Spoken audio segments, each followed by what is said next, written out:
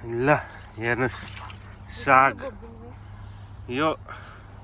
झन्डै एउटा पात चाहिँ 1 किलो जतिको होला होइन किन छैन ऊ मेरो हातभन्दा ठुलो छ हो कत्रो कत्रो ल मेरो बुढीको हातभन्दा त ठुलै छ ल त्यसको हेर्नु त ल ल ल यत्रो यत्रो फल्दो रहेछ त नि फलेको होइन साग फलेको र यो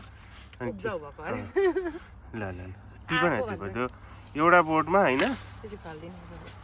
ओहो अब त डुकु निस्किन थालेछ हो हेर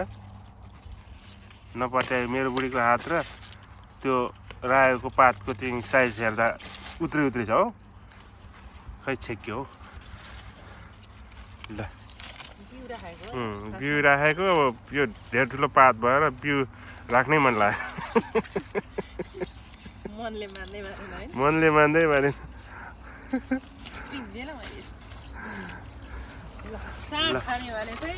एउटा बोटमा यी कति धेर फलेको के अरे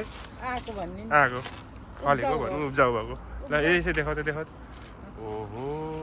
एउटा बोटको है यो अब किन्न मन छ भने सम्पर्क गर्नु है